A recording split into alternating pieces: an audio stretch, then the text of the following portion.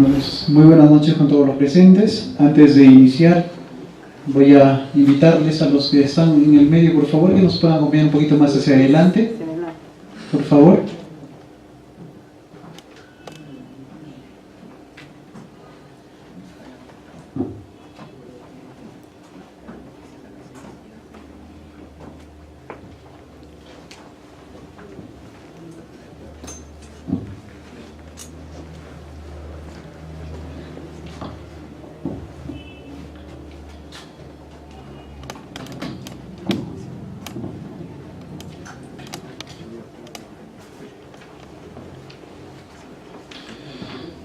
Muy buenas noches nuevamente con los que van llegando. El día de hoy tenemos programada una conferencia magistral internacional, para lo cual tenemos la visita del doctor Martín Larrañaga Alice y del doctor Erickson Costa Cargovilca. Doctores, muy buenas noches. Reciban un cordial saludo del Ilustre Colegio de Abogados de Junín.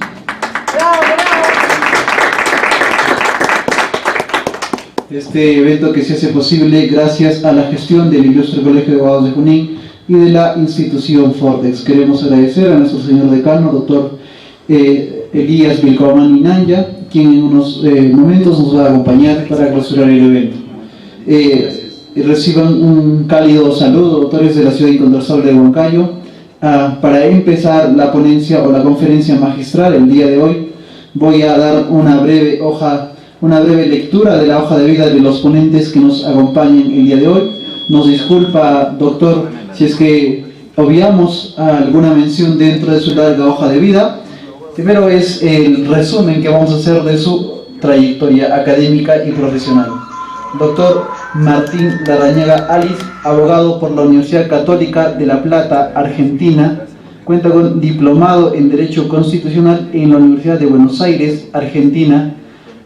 Maestrando en Derecho Procesal de la Universidad Nacional de Rosario, Argentina, defensor coadyuvante de la Defensoría Federal de Río Grande, Tierra del Fuego, profesor titular de Derecho Constitucional 1 y Derecho Constitucional profundizado en la Universidad Ciencias Empresariales y Sociales de Río Grande 2010-2012, profesor titular de Derechos Humanos y Derecho Procesal Penal de la Escuela Superior de la Policía de la Provincia de Tierra de Fuego 2000-2016.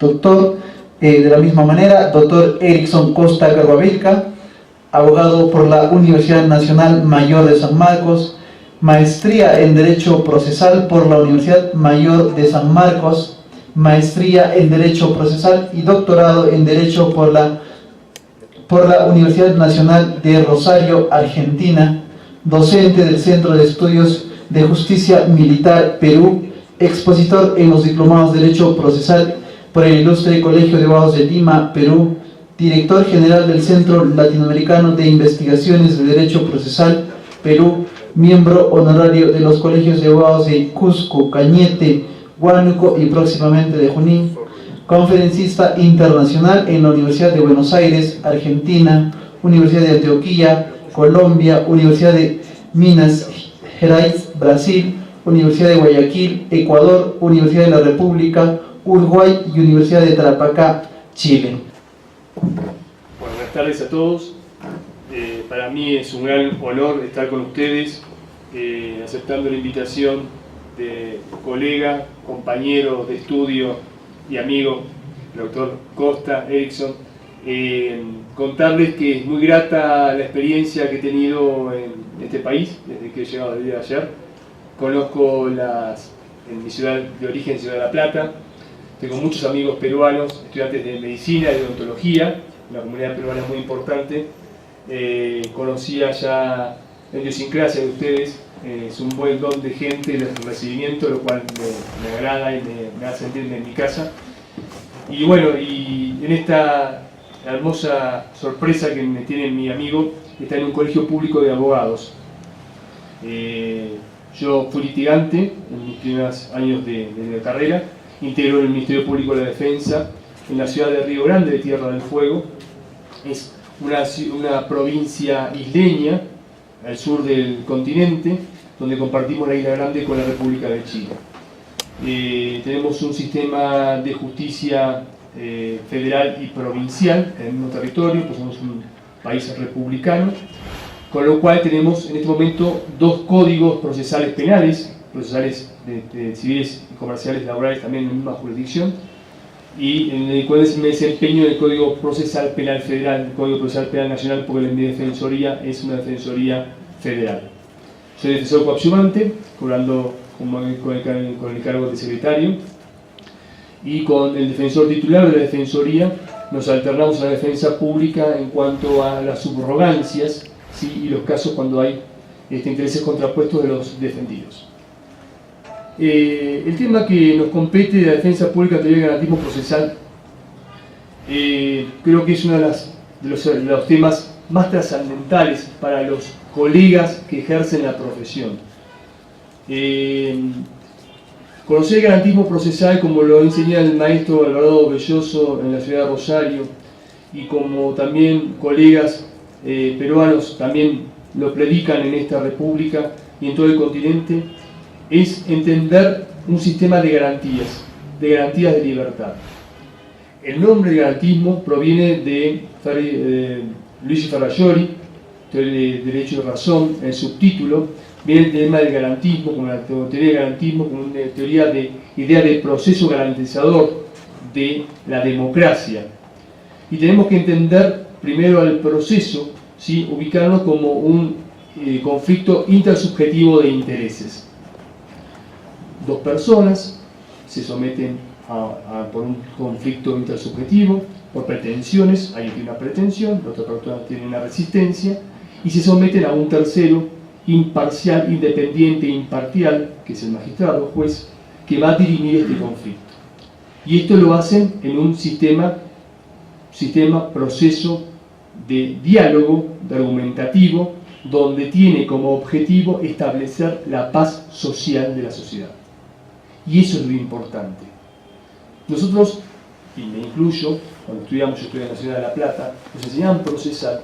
Siempre en nuestras primeras clases empezaban diciendo el proceso, la norma, el código, objeto del proceso, y siempre se olvidaban de enseñarnos cuál era la razón del proceso. Y siempre omitían hablar del conflicto intersubjetivo de intereses. Cuando vemos nuestra normativa, y esto a manera de introducción, cuando vemos la normativa, vemos nuestra Carta Magna, nuestra Constitución. En nuestra Constitución están las garantías. Y la primera garantía de la Constitución que tenemos, igual que la tiene la República de Perú, es el acceso a la justicia. Ese acceso a la justicia no puede lograrse si no tenemos un debate, si no tenemos un método de debate.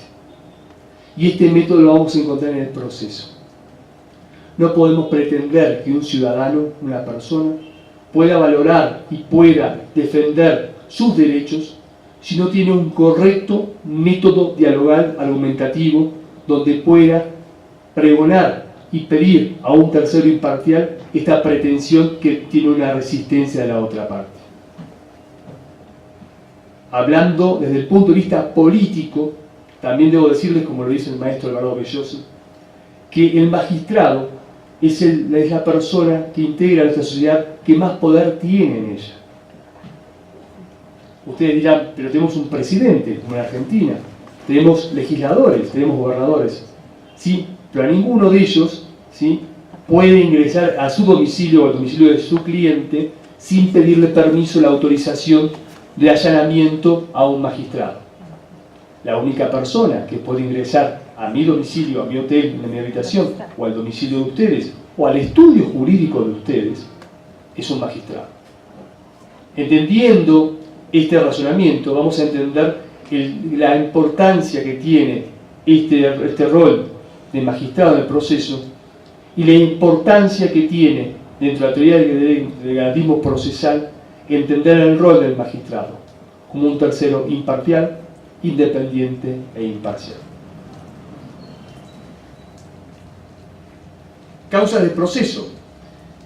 Lo dijimos recién, la causa del proceso de conflicto intersubjetivo de intereses, como proceso garantista o efectivo garantizador de los derechos constitucionales, el individuo que quiere para sí un bien determinado intenta someter su propia voluntad a una o varias voluntades ajenas, lo que llamamos pretensión. La coexistencia de esta pretensión y resistencia es el denominado conflicto intersubjetivo de intereses, conforme lo enseña y lo explica el maestro Adolfo Alvarado Belloso. Y la razón del proceso con lo cual comencé mi alocución es este debate dialogal, esta razón del ser, la erradicación de la fuerza. ¿Por qué queremos erradicar la fuerza? Queremos erradicar la fuerza porque queremos vivir en la paz social. Cuando el maestro, en su obra Sistemas, nos comenta en la razón de ser del proceso, empieza con este ejemplo de Robinson Crusoe y su isla, donde cuando no hay un conflicto entre una pretensión, querer tomar algo, y una resistencia, no te lo doy, el proceso tiene razón de ser, porque no hay conflicto. Y la sociedad, cuando empieza a tener conflicto, el hombre que empieza a tener conflicto, necesita tener la paz. El maestro nos enseña que el proceso es el invento más importante, hasta incluso, dice, y aunque parezca una gracia, más importante que la rueda. Porque dice que el hombre, con un proceso, con un debate, un método de debate dialogal, buscando la paz social, va a poder trabajar en forma pacífica. Si entendemos a la sociedad en forma pacífica, con un debido proceso, que me voy a referir por qué debido, entendemos a la sociedad en la forma pacífica, teniendo este método garantista, método dialogal garantista, para tener pretensiones y resistencia, vamos a entender que todas las actividades que podamos realizar los sujetos en una sociedad van a ser en plena armonía y en paz social.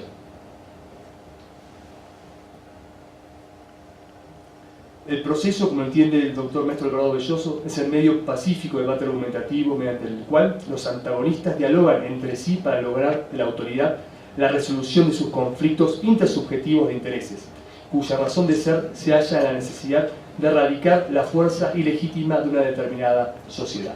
Lo que le venía comentando en la cita textual del maestro Alvarado Belloso de cómo entender el proceso. Y acá tenemos el cuadro que les venía mencionando en esta introducción: el tercero juez, imparcial, independiente, un pretendiente en la línea con su oponente resistente, dos antagónicos iguales, que de por sí son desiguales. Los sujetos son desiguales en la vida, en la sociedad. Si ustedes ponen cualquier ejemplo que tengan en sus estudios, van a encontrar que un cliente, cuando le plantea el caso, se van a dar cuenta que es desigual a su oponente.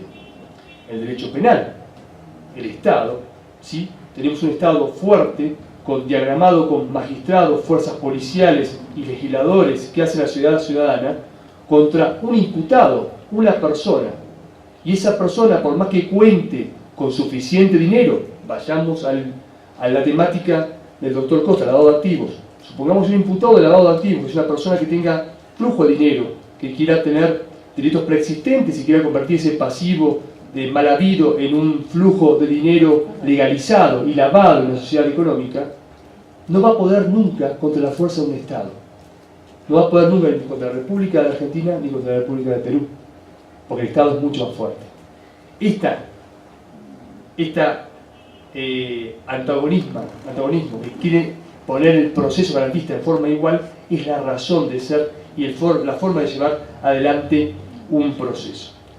Libre y dispositivo y acusatorio. Como enseña el maestro, no podemos entender al proceso acusatorio si no lo entendemos desde el punto de vista del garantismo procesal. No podemos entender un proceso acusatorio si nos vamos a parapetar en decisiones decisionistas de magistrados que en son de la verdad van fortaleciendo una de las partes o se convierten en partes, y ahí hablamos de imparcialidad. Esto no es un dato menor. Esta lista que estoy comentando es la razón de ser del garantismo procesal. No podemos hablar de proceso adversarial si no tenemos acuñado un garantismo procesal. Las garantías en la Constitución, por lo menos en la República Argentina, y comparto que son las mismas que en la República de Perú, la primera garantía es el acceso a la justicia. El acceso a la justicia tiene que ser una garantía. La segunda es el control de convencionalidad, constitucionalidad, ¿sí? Que se hace en nuestra República por el recurso extraordinario, donde tiene una audiencia. Y después tenemos las garantías que hacen al proceso. Pero todas estas garantías se resumen en el proceso. Si no tenemos un proceso garantista, no tenemos las garantías acuñadas en nuestras cartas magnas en pos del ciudadano, del sujeto, de esta persona que se pone como pretendiente ante su antagónico resistente y el magistrado lo pone en un pie de igualdad. Por eso estamos hablando de la imparcialidad. La imparcialidad significa no ser parte. Y ustedes me van a decir, doctor, es lógico que el magistrado no va a ser parte. Pero si el magistrado no toma la norma, el proceso, como este debate dialogal, y no lo sitúa en su objetivo de solución de este conflicto intersubjetivo, buscando la paz social, y en pos de la verdad, inclina la balanza, buscando favorecer una de las partes, lo que estamos hablando, señores, no tiene sentido. Y de esta manera no podríamos tener un sistema adversarial y menos acusatorio. La imparcialidad que agrega el maestro Alvarado Belloso en esta definición y características que tiene que tener el magistrado, aparte de que ahora hablamos de imparcialidad y las demás, es de suma importancia entenderla. ¿Qué entendemos los garantistas por imparcial? El magistrado no es parte. ¿Solamente no va a ser parte en búsqueda de la verdad? No, hay otros argumentos que debemos analizar. Primero, en mi país, la República Argentina, lo vamos a ver al final con la última placa, el artículo 120 de la Carta Magna habla del Ministerio Público, bicéfalo, Ministerio Público Fiscal y Ministerio Público de la Defensa. Órgano autónomo, autárquico. Hasta la doctrina se entendió y se quiso justificar un cuarto poder. Reforma acuñada el año 1994, cuando la Argentina incorpora los Tratados de Derechos Constitucionales en el artículo 65-122 y lo pone dentro de la pirámide constitucional de la legislación, ocupando el mismo rango de la Constitución Nacional Argentina. Les damos esta referencia porque cuando hablamos de imparcialidad tenemos que hablar de la imparcialidad. Y la imparcialidad con respecto al magistrado o al fiscal es no tener ningún pero, ningún acto, ninguna cuestión vincular ni jerárquica con el Estado. Tengo entendido que el Ministerio Público de la Defensa en la República de Perú depende del Poder Ejecutivo. En nuestro país no depende del Poder Ejecutivo, es autónomo y autárquico. Esta dependencia que puede tener los ministerios públicos, tanto fiscal como de la defensa, de un poder central, a quien le debe su salario, su presupuesto y su nombramiento, atañe a la imparcialidad. Y sobre todo si la tenemos también en manos de los magistrados. Me refiero al Ministerio Público, a la sencilla razón de que estamos hablando de un proceso adversarial, nuestros códigos modernos procesales de investigación penal. Entonces, aparte de tener un magistrado imparcial, tenemos que tener un magistrado imparcial funcionalmente. Y amén de la imparcialidad que tenemos con respecto a las partes, que no tenemos un derecho legítimo de ser deudor ni acreedor, que todos conocemos y hace mucho tiempo se enseña en todas las universidades y debemos pregonar y estar aceptado en todos los códigos procesales, con materia de acusación y recusación de los magistrados. Pero me detengo y quiero traerles este dato, este elemento, para que sea pensado por los colegas de esta jurisdicción. No renunciemos a la imparcialidad del magistrado. Pregonemos por nuestros defendidos, por nuestros clientes, en un magistrado imparcial, que no inclina el eje de la balanza, que se atañe a la norma, se atañe al proceso, y en este marco, ¿sí?, de ataños, de investiduras, va a resolver este conflicto que vamos a presentar. Decía John Rawls, en su teoría del derecho, ¿qué es más importante? Si el derecho o el bien común. Preguntas filosóficas si las hay. Comparto con Rawls que lo más importante es el derecho. Si tenemos un magistrado que se atañe a su norma mayúscula de la Constitución o a su norma minúscula de la ley, tendremos la garantía del debido proceso establecido.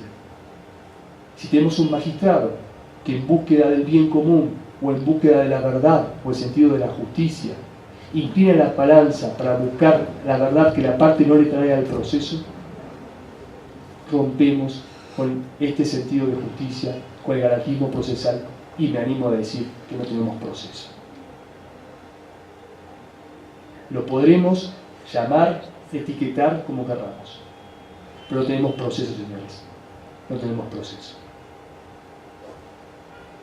Traje a colación esta placa a Juan Plantagenet, Juan sin tierra, la Carta Magna de Inglaterra, la oposición a la ley y los caprichos reales, primer pacto de convivencia entre gobierno y gobernados, porque si bien Europa insular, la Gran Bretaña, tiene mucho que ver con nuestro proceso y sobre todo en la Carta Magna de 1215, en donde desmarco los puntuales 38, 39 y 40 que hacen la razón de ser de esta ponencia. El 38 sucesivos, ningún valío llevará a los tribunales a un hombre en virtud únicamente de acusaciones suyas, sin presentar al mismo tiempo a testigos directos dignos de crédito sobre la veracidad de aquellos. Ya pedía en 1215 que no podía haber una imputación contra otra noble sin tener un testigo que aseverara la realidad de esa imputación, la seriedad de la imputación. ¿Qué les quiero comentar y qué les quiero dar a entender? Que ya en 1215 no le pedían al magistrado que vaya en búsqueda de la verdad, le pedían al acusador que trajera las pruebas, ¿sí?, los elementos probatorios, la confirmación, como llamamos los garantistas, de la acusación que estaba iniciando en ese momento. El número del 39 y habla de la sino en virtud de la sentencia judicial de sus pares y con arreglo a la ley del reino, establece el proceso en 1215, la Carta Magna, en este número 39. El solidarismo penal, ser solidario significa mostrar o prestar adhesión o apoyo a una causa ajena, idea del cual surge el solidarismo, considerado como una corriente destinada a ayudar altruistamente a los demás. Este es el gran eje entre la discusión de activismo y garantismo, el solidarismo penal. Y yo le pregunto a ustedes, ¿a quién no le gusta tener un juez o un fiscal que en son de la verdad, vamos a hablar de un juez en el acusatorio, en son de la verdad y el principio de justicia, va a investigar más allá de la acusación o imputación que el fiscal opone? Teniendo una sociedad reclamando sentido de seguridad. Lo que la sociedad reclama, tanto en la República de Perú como en la República Argentina, es seguridad. Y la seguridad el Estado no la brinda por el proceso. La seguridad ciudadana del Estado son herramientas que se construyen a través de políticas de seguridad ciudadana, donde el Poder Ejecutivo y el Poder Legislativo trabajan en un plan de acción. El Poder Judicial está muy lejos de la seguridad ciudadana del Estado. El Poder Judicial está dirigido en su función a dirimir este conflicto de sentido de intereses. En mi país, en la República Argentina, la fuerza de seguridad depende del Poder Ejecutivo, no del Poder Legislativo. Los códigos adversariales concentran la imputación en cabeza del Ministerio Público Fiscal. Ya tiene el Estado quien lo represente en la acción penal pública. Y si volvemos a la placa anterior y vemos la igualdad, el resistente va a ser el imputado frente al pretendiente, que es el fiscal con una acusación. Una persona no puede valerse contra el fiscal, el juez y el Estado. Romperíamos el principio de igualdad de armas y romperíamos así el equilibrio del debido proceso. El solidarismo procesal, solidarismo penal y decisionismo, es un movimiento formado por jueces solidaristas que resuelven los litigios que les son presentados por los interesados a base exclusiva de sus propios sentimientos o simpatías hacia una de las partes sin sentirse vinculados a un orden legal vigente, es lo que decía Rawls cuando le daba John Rawls cuando le daba en las primeras placas este concepto filosófico. Jueces que, por medio de buscar decisiones que vayan en honor a la verdad y al derecho y al bien común, dejen a la norma de lado. Este filósofo se pregunta ¿qué sociedad queremos? ¿Una sociedad que los jueces vayan por el bien común o que los jueces vayan en respeto de la norma? Y él entiende que es el derecho que debe primar sobre el bien común. Si buscamos magistrados que vayan por el bien común, sin importar en lo que dice la norma, vamos a encontrar casos justos en un momento determinado. Y la pregunta que debemos hacer es si la justicia o la verdad son valores relativos o son valores no relativos. ¿Son valores absolutos? Si entendemos la verdad como valor absoluto, tenemos un ejemplo de las instancias judiciales. Presentamos un caso de cualquier materia al juez de primera instancia. Él consigue una verdad y dicta sentencia. Esa es la verdad. Pero una de las partes no está de acuerdo, apela, impugna, vamos a la segunda instancia. Los magistrados buscan la verdad y encuentran una sentencia diametralmente opuesta a la de primera instancia. ¿Cuántas veces pasa esto? Entonces tenemos dos verdades. La de la primera instancia y la de la segunda instancia. Y estas dos verdades hablan de la relatividad como valor. Por eso sostengo y sigo al garantismo procesal, donde lo importante es la norma, es el derecho. Ateniéndose a las normas, al mandato, la norma mayúscula, la Constitución, la norma minúscula, la ley, sobre el bien común o la verdad.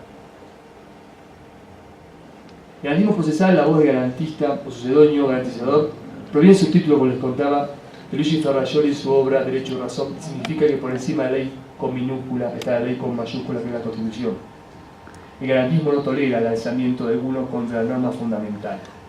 Hacer efectiva la tutela legal de todos los derechos. El garantismo abraza la libertad, la garantía del debido proceso, el goce restricto de la audiencia previa en la Corte Suprema. Todo ciudadano tiene derecho a ser juzgado imparcialmente por un juez y colocado por él en pie de igualdad frente a su contradictor, con absoluta bilateralidad de la audiencia y sin asunción por parte del juez de actitudes paternalistas. La voz del debido proceso como garantía, que les comentaba hace un momento, en mi Constitución no está la adjetivación debido. No sé si está en la República del Perú. Sí está. En Argentina habla de proceso. La adjetivación de debido proceso está en la quinta enmienda norteamericana y la 14ª enmienda norteamericana. Alvarado Belloso teje una teoría con respecto al debido proceso y una argumentación más que valedera, donde te culmina diciendo que el debido proceso es proceso. La adjetivación, o sea, no se concibe un proceso no debido. La doctrina del debido proceso entiende y analiza los requisitos o los componentes de una sentencia. Cuando analizamos una sentencia de un magistrado, vemos del debido proceso, y eso se enseña en las universidades. Pero realmente vemos que es proceso. La contradicción de la sentencia es proceso, no puede haber un proceso contradictorio.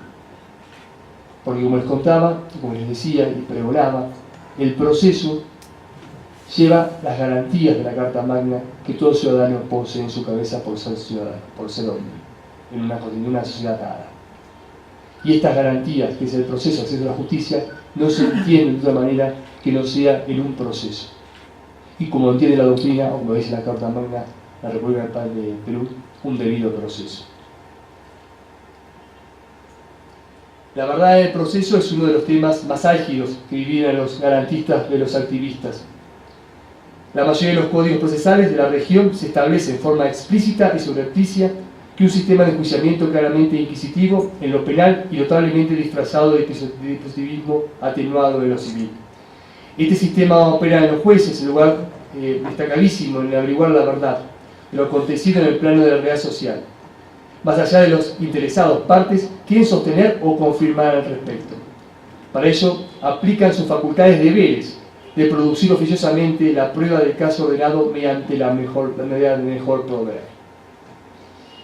Es evidente que el magistrado busca la verdad y no se conforma con la verdad.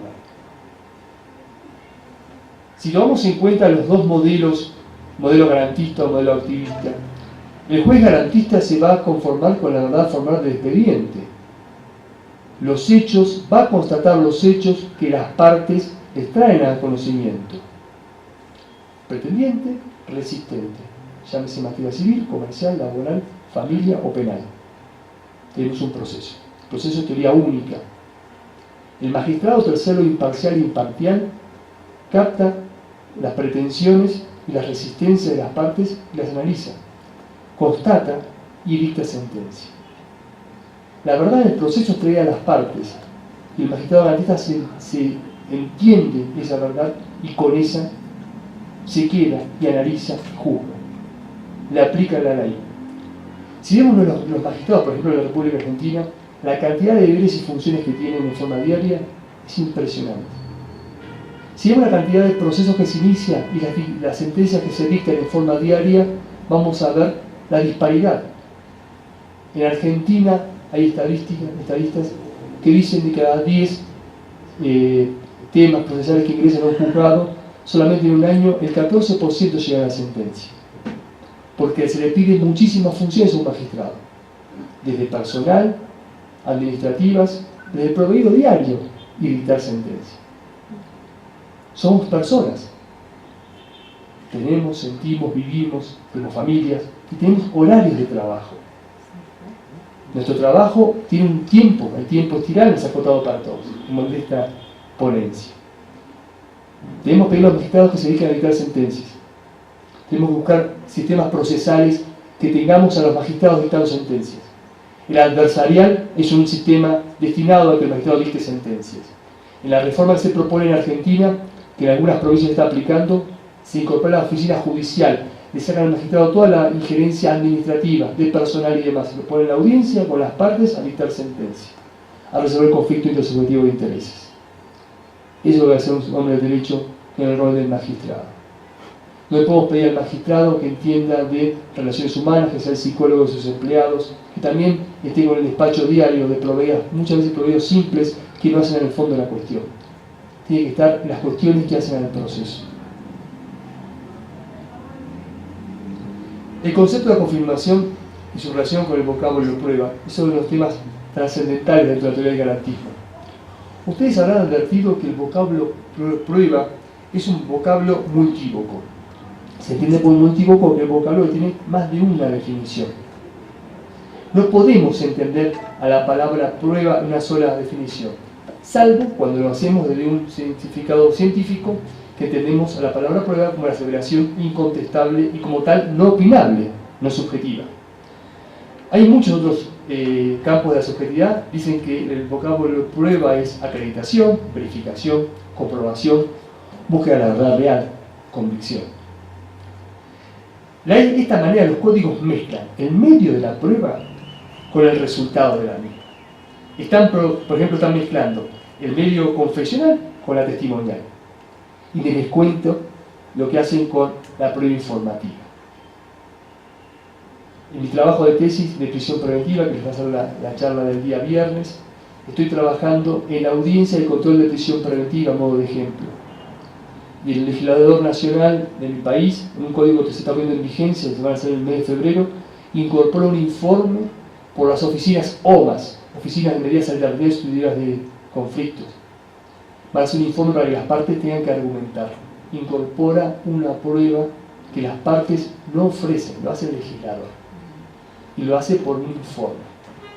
Este ejemplo que les cuento, que a ustedes les parecerá anecdótico o descabellado, para mí es descabellado, tiene que ver con esta confusión entre el vocablo prueba, ¿sí?, y la prueba, el resultado de la prueba. El tema de la confirmación, el tema de el medio de informe, la testimonial y la confesional. Entendemos al medio de informe como un testimonio de un funcionario público que da informe respecto de una información que tiene su organismo que las partes necesitan en el proceso para dirimir su conflicto. Ahora, muchas veces, no sé si les han pasado a ustedes en la vida práctica, entendemos a los informes y los leemos como verdaderas declaraciones de que los funcionarios dan y narran lo que quieren narrar. Se ha desvirtuado la prueba. Por eso los garantistas hablamos de la confirmación. En la confirmación está el resultado y la solución de este problema que tiene el proceso. Esta moderna doctrina, frente a los problemas, trae aparejado el término de prueba, utiliza el término de confirmación. Reafirmar su probabilidad. Una afirmación negada se confirma con diversos medios que puedan generar convicción.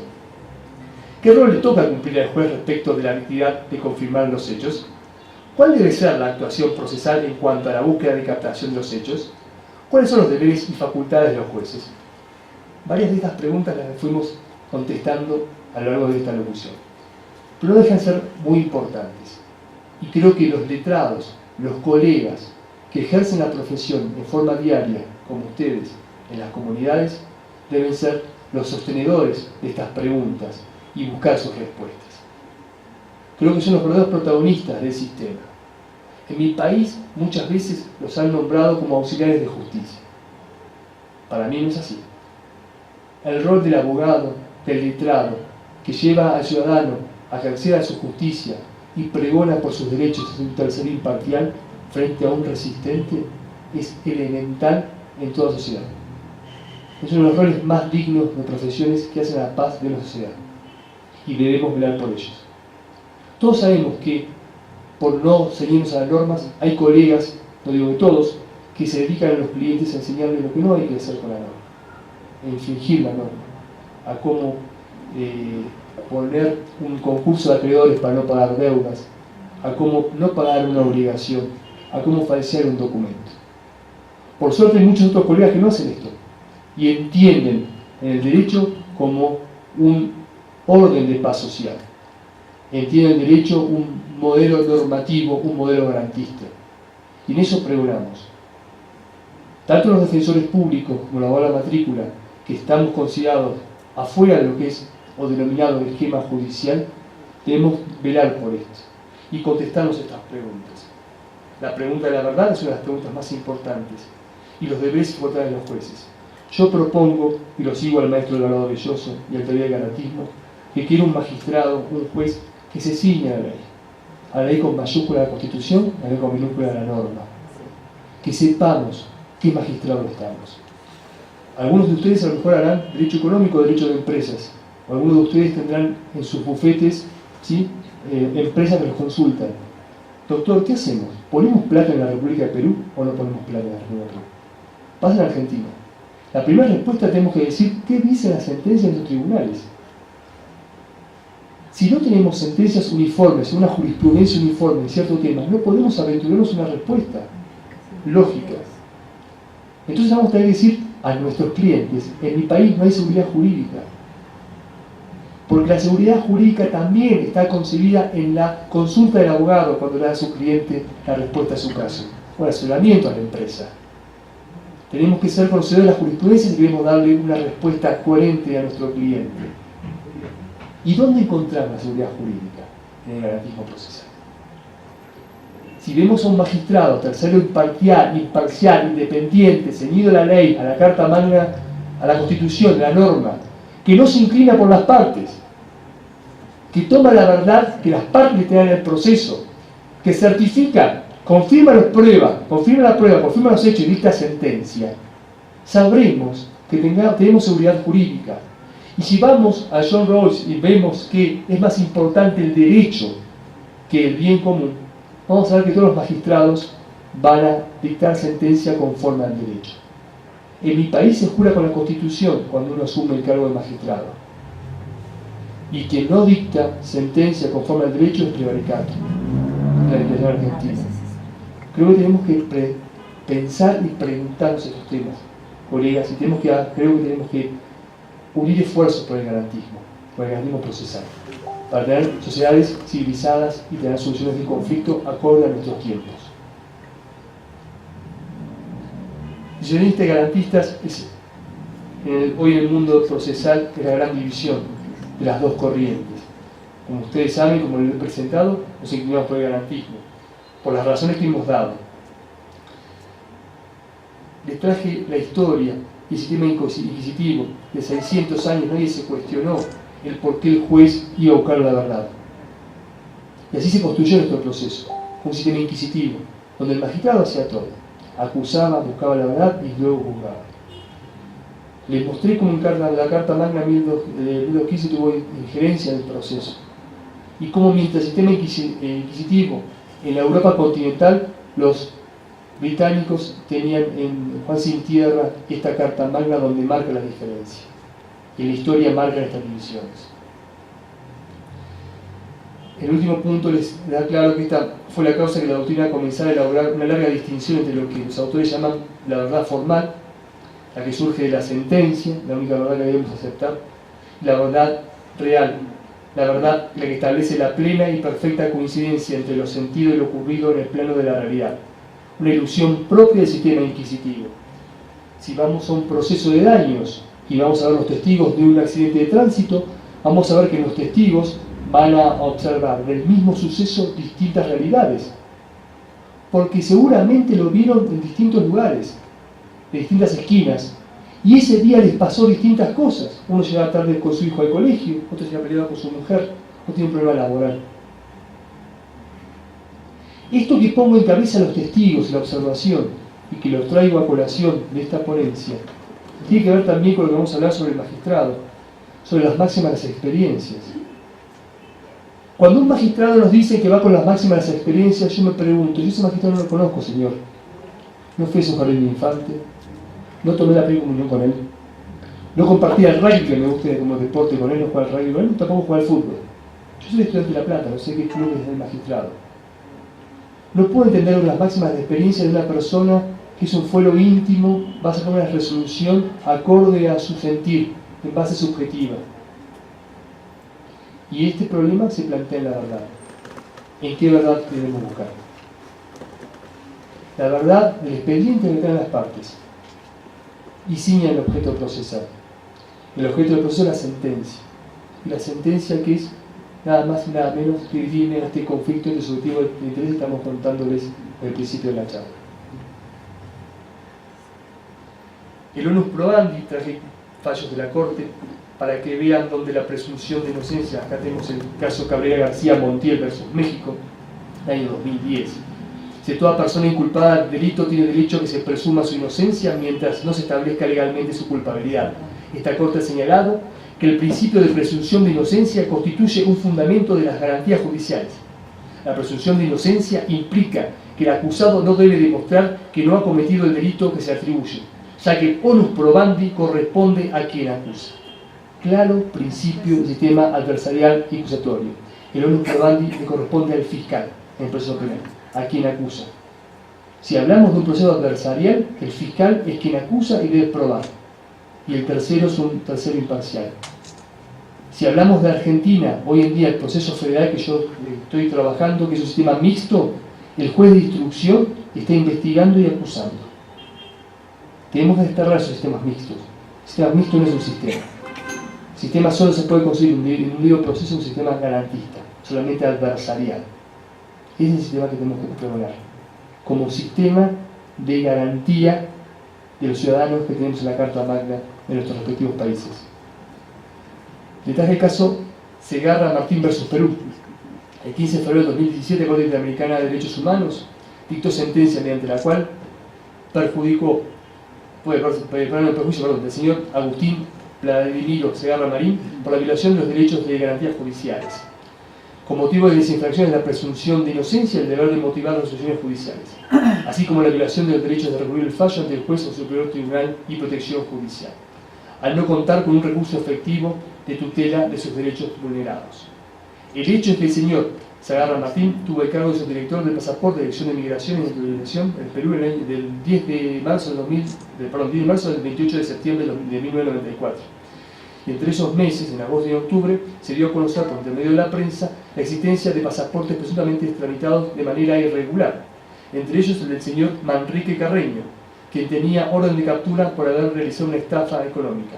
Conforme a los medios de comunicación, este pasaporte habría sido expedido con la firma del señor Segarra Martín el 12 de septiembre de 1994. Le asignó el fiscalado, el fiscal al abocarse el conocimiento fue el señor Manrique. Está la explicación del caso, y lo más interesante del caso es la aplicación que hace en la justicia el señor Manríquez. Y los comparto el último párrafo. El 8 de noviembre de 1996, la Quinta Sala Penal de la Corte Suprema de la Justicia dictó sentencia condenatoria contra el señor Segarra Marín por los delitos contra la Administración de Justicia, encubrimiento personal, contra la fe pública, falsificación de documento general y corrupción de funcionarios, por lo que se le impuso una pena privativa de libertad de 4 años, el cual fue suspendida en forma condicional al pago de 3.000 nuevos soles por concepto de reparación civil. La condena se basó, escuchen esto, en el grado decisivo de la factibilidad de los hechos indicados en las declaraciones de los coimputados, señalándose expresamente que el imputado no llegó a desvirtuar en su totalidad las imputaciones en su contra, por cuanto no habría, esto es agregado, surgido prueba de descargo contundente para que él se hiciera totalmente inocente. Lo que la Corte Interamericana está diciendo a la República de Perú: señores, no pueden con un testimonio de un coimputado pedirle al imputado que demuestre su inocencia. Están violando el onus probandi, invirtiendo la carga de la prueba. Esta es una garantía. Les traje un caso de su país, mirado por la Corte Americana, pero es la garantía de garantismo procesal. No podemos conseguir un proceso con este tipo de acusaciones, con este tipo de sentencias. Alvarado Belloso nos dice que debido al proceso de esa alfabetización estaría de más. Yo diría que acá no hay proceso, iría más allá. Yo diría que esta es un fiel caso de una sentencia sin proceso. Diría que una acusación a una persona donde debe probar, invirtiendo la carga de la prueba, el onus probandi, su inocencia, violentando el principio de inocencia, de culpabilidad, no es proceso. Pongámosle cualquier otro nombre, pero no proceso.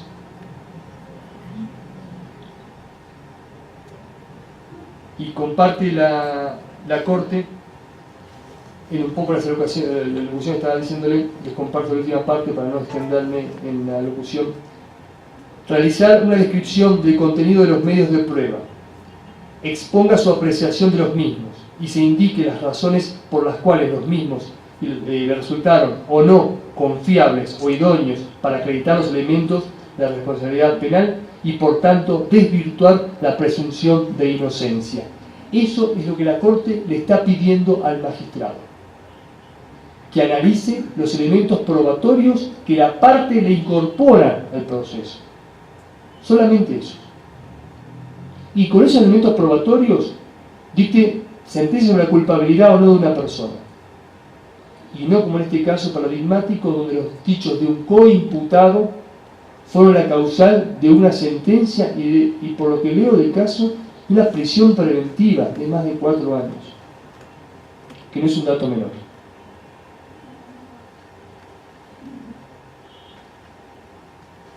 Y lo que concluye el fallo, se lo tengo subrayado, que se invirtió la carga probatoria. Por eso lo traigo este fallo, para darle la realidad y la demostración de lo que estamos pregonando los garantistas, en un caso de la República de Perú. Principio de contradicción en la prueba, la jurisprudencia de la Corte hasta lo tiene en el reglamento, en el artículo 44, habla de la contradicción de la prueba. Es un elemento fundamental. No podemos ir a la Corte Interamericana si no tenemos contradicción de la prueba. La única excepción de la prueba que tiene la Corte Interamericana es que es el Estado que debe probar que el recurso es efectivo y que no hay otra instancia de recurrir, para que sea viabilidad la vía ante la Corte Interamericana, que sea el caso contencioso. Pero el principio de contradicción lo tenemos en el reglamento en el artículo 44. La defensa pública en Argentina, esta es la norma de mi Constitución, que les contaba en el artículo 120, donde establece un ministerio público bicéfalo, autónomo y autárquico, ejemplo, como comparte otros países de Latinoamérica, ejemplo, defensa pública argentina, está en el artículo 120, que mi país está en posición de seguir pregonando, pero necesitamos, como digo yo, un proceso adversarial contradictorio en el marco del garantismo procesal. Sin eso no vamos a poder tener esta herramienta a servicio de la ciudadanía para que tengan esta garantía que es el acceso a la justicia en forma plena. La ley 27.149 es nuestra ley orgánica de la defensa pública. Cada ministerio público tiene su ley orgánica, esta es la Defensoría, que traigo a colación, donde vemos cómo se compone. Y lo que no les traje, no les transcribí, que me he olvidado, es el artículo 16 de esta ley orgánica, que es una norma que va a traer muchas herramientas para la defensa pública. Por el artículo 16, al ser el defensor, está representando al Ministerio Público de la Defensa, ser un órgano autárquico y autónomo, tiene la investidura de pedir informes como si fuera un magistrado. Los organismos del Estado no le pueden negar al defensor la información que él le pida en una causa determinada en virtud de la norma del artículo 16 de la Ley Orgánica. Lo que antes le pedíamos a los magistrados, ahora se lo pedimos directamente a la fuente de información. Hoy en día Argentina en el proceso federal tiene un sistema mixto, un sistema con instrucción y con juicio oral. En la instrucción lo tiene el juez como director del proceso, todo lo contrario a lo que venimos charlando hasta ahora. Investiga, toma indagatoria, procesa y lleva la causa a juicio. El artículo 16, cuando queremos emplearlo en la República Argentina y queremos buscar informes y ponerlo al proceso, topamos con el viejo Código Procesal Penal de la Nación, donde dice que en materia probatoria la decisión es del magistrado. O sea, teniendo la prueba en nuestro poder, debemos pedirle al magistrado que la pueda incorporar al proceso. ¿Para qué sirve un artículo 120 de una Carta Magna con autonomía funcional a un defensor que tiene que pedir permiso a un magistrado para poder incorporar una prueba y que este magistrado la pueda valorar, la pueda confirmar? Estamos atrasados en Argentina, en algunas provincias tenemos sistema acusatorio adversarial, en otras no. Estamos atrasados en el proceso y espero que el nuevo Código Procesal traiga todas estas herramientas que el garantismo propone.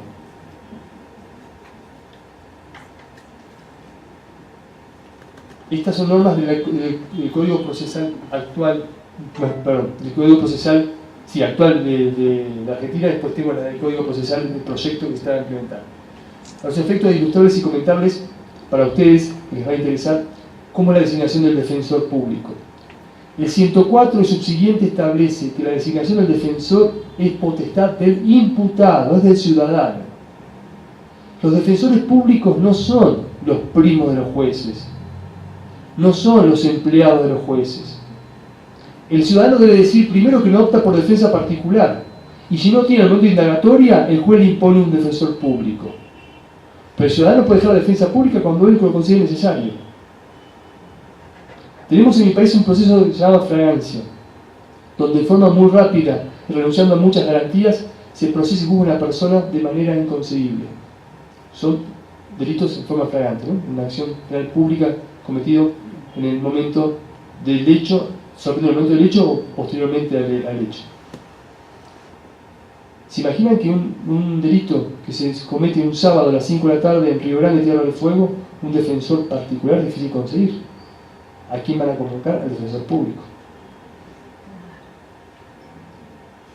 Ustedes como colegio público deberían trabajar con estas normas argentinas y pensar de qué manera, qué mecanismo podría el colegio público tener planificadas las guardias de los colegas que hagan derecho penal y que tengan bufetes disponibles los fines de semana para atender los casos de fragancia, los casos de urgencia. Porque si no, si tenemos magistrados activistas y no garantistas, van a convocar un defensor público en forma urgente y le van a dejar perder un cliente a un colega de este colegio público de magistrados. En Río Grande, Tierra del Fuego, en mi defensoría, yo estuve a cargo 2 años, construimos una defensoría nueva y la construimos en una cuadra donde tenemos varias ONG. Busqué en ese momento que el intendente me diera ese predio porque estaba a 150 metros del Colegio Público de Abogados, sede que se está construyendo en este momento. ¿Y por qué quería esta ubicación cercana? Quería trabajar en la defensa pública y defensa privada en forma coordinada. Cuando un asistido viene a la defensa pública a asesorarse de un tema que no es federal, o un tema que es económico, que no tiene que dar defensor público porque es un tema patrimonial, poder decirle, señor, tiene el Colegio Público de Abogados en la esquina, por favor, diríjase ahí que los colegas lo van a recibir. Y el Colegio Público tendrá una guardia montada para decirle caso a la información de los letrados y los colegas que se dedican a esa temática jurídica que le pueda dar el servicio de justicia y el acceso a la justicia que estamos pregonando. Creo que el garantismo procesal tiene muchas aristas y creo que ustedes son verdaderos protagonistas para pensar en un cambio de paradigma. Aparte de abrazarlo y estar un convencido, creo que debemos todos pregonar por el fiel y estricto cumplimiento de la Constitución. La ley con mayúsculas, como dice el doctor Alvarado. defensa oficio, otros defensores. El código establece siempre 2 defensores. ¿Por qué? 2 defensores no sabemos, 2 defensores. No sea cosa que el defensor tarde mucho tiempo, tenga mucho tiempo para las actuaciones. Esa norma de imponer número a los defensores, de imponerle a un ciudadano la cantidad de letrados que tiene que asesorar en un proceso, me parece una norma totalmente inquisitiva y va en contra del garantismo. Va en contra del acceso a la justicia como garantía. Imponer a un ciudadano la cantidad de defensores, no sé sus realidades, las realidades nuestras en nuestra justicia, que el defensor público llega a un tribunal convocado en forma telefónica por un secretario y no tiene tiempo material de leer las actuaciones. Hay que entrevistarse muchas veces con el defendido sin saber qué está en ese proceso escritural escrito. Tenemos que depender de la memoria de nuestros defendidos, sobre todo en derecho penal, del imputado, a ver qué nos cuentan. Y si no nos miente, ¿por qué nos creen? Son muchas variables que tenemos que estar manejando en ese momento.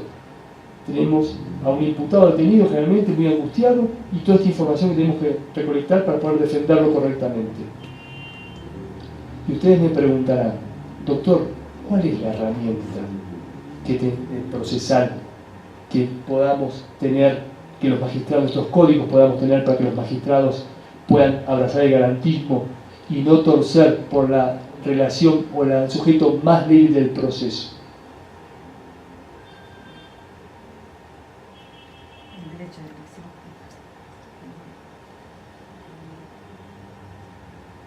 La defensa técnica inadecuada o la defensa técnica ineficaz. La defensa técnica inadecuada o ineficaz es un instituto que a los abogados nos gusta, menos a los defensores públicos, los operarios del sistema judicial, porque habla de que no somos capaces de ejercer una defensa técnica acorde a la normativa o acorde a los estándares de defensa técnica. Si lo entendemos como deberes y funciones y por defensa técnica ineficaz vamos a castigar a un colega, a un abogado, no es una buena herramienta. Si lo tenemos como herramienta de proceso, de garantismo, en pos de que un ciudadano tenga libre acceso a la justicia, creo que es una muy buena herramienta. Si un magistrado quiere ser garantista, quiere abrazar a la Carta Magna, quiere ser tercero imparcial, y no tomar posición por una de las partes, y en un proceso encuentra una parte, sea resistente o pretendiente, que es débil, y está mal asesorada, y está mal defendida, lo que debería hacer es inmediatamente dictar sentencia de defensa técnica inadecuada o ineficaz y nombrarle a un defensor público de oficio. Para que otro colega vea el expediente. Los fallos que traigo de colación y la calidad de abogado con la regla 6, los principios básicos de La Habana, ONU de 1990, son muy extremos y hablan de defensores que ni siquiera han argumentado, ¿sí?, escritos que nosotros llamamos impauperis, ¿sí?, escritos presentados por el ciudadano o el detenido, que no han argumentado técnicamente ese recurso. Son 3 temas importantes que ver. Relación defendido con abogado, relación estrategia, por eso me referí, si es una herramienta de castigo, no es una herramienta viable, no la tomo como castigo, porque el abogado tiene libre estrategia y muchas veces no acompaña un recurso porque estratégicamente no le conviene y espera otra instancia de litigio. Pero lo que sí, esa estrategia procesal entre el abogado y el imputado, o el abogado y el cliente, no es conocida por el magistrado, a cual no la compartimos. Y si el magistrado se siente tentado de torcer la balanza por la relación del más débil y no lo quiere hacer porque quiere dictar sentencia conforme al derecho y conforme a la garantía, tendrá esta herramienta de defensa técnica ineficaz para dictarla y nombrarle un defensor público que acompañe a ese letrado. No digo que lo expulse de la sala, que acompañe, cuarto intermedio, vea las actuaciones y replantea la estrategia. El defensor público para decirle, señor juez, compartido con mi asistido y con el colega que asiste, no entiendo la objeción de defensa técnica eficaz, por el cual le pido, señoría, si entiende acertado, retirarme de este proceso. Lo puede hacer. si lo entendemos como medida no sancionatoria. Debemos analizar defensa técnica y eficaz como herramienta para los colegas y para el proceso. Señores, ha sido un placer. Espero haberles transmitido la teoría del derecho garantista en debida forma, haberles transmitido la realidad de la defensa pública, estas pinceladas de mi país, y bueno, si tienen alguna duda quedo a su disposición. Muy bien, muy buenas noches con todos los presentes. Saludar al decano del Ilustre Colegio de Abogados de Junín, señores colegas aquí presentes, público en general. Para mí es grato compartir esta charla académica con un gran amigo. Hemos sido maestrandos y doctorandos en la Universidad Nacional de Rosario, Argentina. Está además decirles nuestra orientación académica. Creo yo que el doctor Martín ya puso las bases, por lo menos desde el punto de vista dogmático, sobre lo que es el garantismo procesal, y a mí me toca básicamente aterrizar muchos de sus conceptos aplicado a lo que se refiere al proceso de lavado de activos y sobre un tema sumamente importante como es o como son los estándares de prueba. Ustedes se preguntarán quién o cómo así llegó el tema de los estándares de prueba, particularmente en los estudios de pre y posgrado que tuve. Nunca tuve una formación y nunca supe este tema referido a los estándares de prueba. ¿Y por qué lo traigo a colación?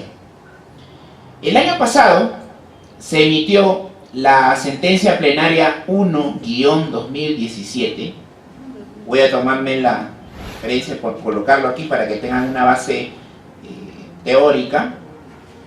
Sentencia plenaria 1-2017, que regula lo que es el tema del lavado de activos. Y establece estándares, que hoy ya lo vamos a desarrollar, vinculados a qué. Vamos a adelantar un poco.